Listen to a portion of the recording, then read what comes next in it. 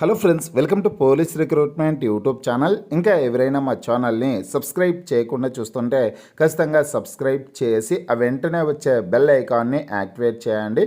Friends, Telangana రాష్ట్రంలో విద్యుత్ శాఖలో ఉద్యోగాల భర్తీకి కార్యాచరణ మొదలైందండి. ఈ ఉద్యోగాలకు సంబంధించినటువంటి ముఖ్యమైన సమాచారం ఈరోజు పత్రికాముఖంగా రావడం జరిగింది.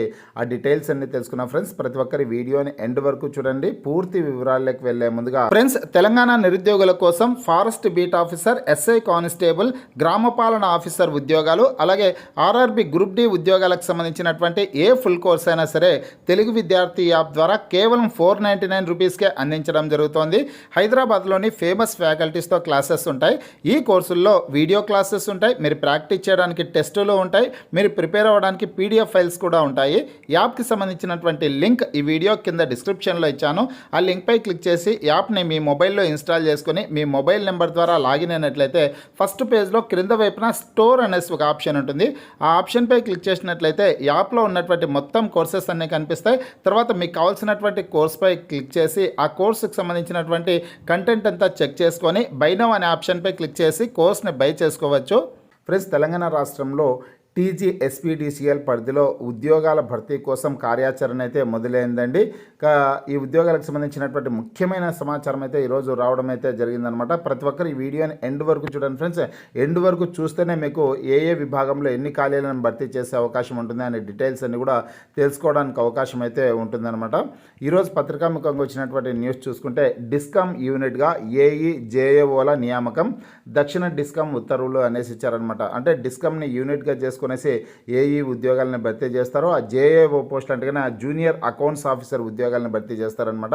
జూనియర్ అకౌంట్స్ ఆఫీసర్ ఉద్యోగాలకి డిగ్రీ అర్హత ఉండాలి. ఏఈ పోస్టులకేమో ఇక్కడ బీటెక్ ఎలక్ట్రికల్ చేసినటువంటి వాళ్ళు అర్హత వహిస్తారండి. అలాగే జేఎల్ఎం పోస్టులను కూడా భర్తీ చేస్తారండి. జేఎల్ఎం పోస్టులకు వచ్చేసి జిల్లా వారీగా భర్తీ చేయడం అయితే జరుగుతుందన్నమాట.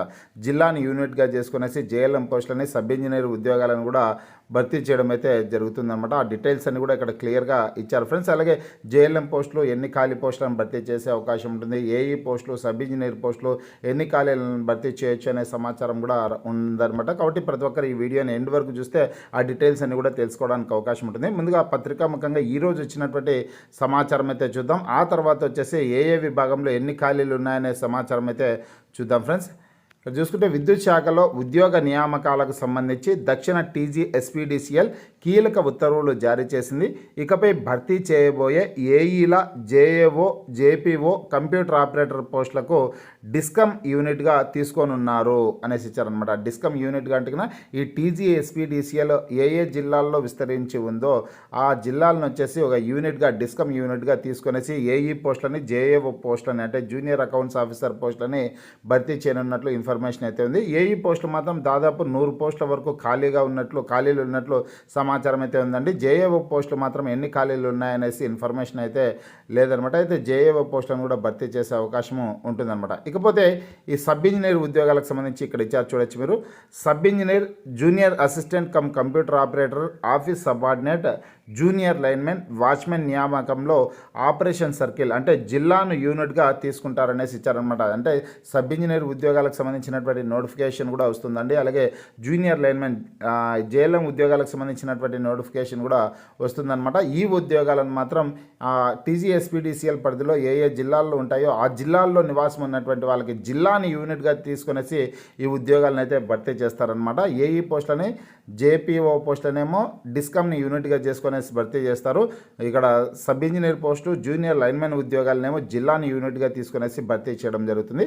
ఇక 1వ తరగతి నుంచి 7వ తరగతి దాకా ఒకే చోట చదివిన వారినే స్థానిక అభ్యర్థులుగా పరిగణలోకి అయితే తీసుకోవడం జరుగుతుందనేసి ఇక్కడ ఇచ్చారనమాట.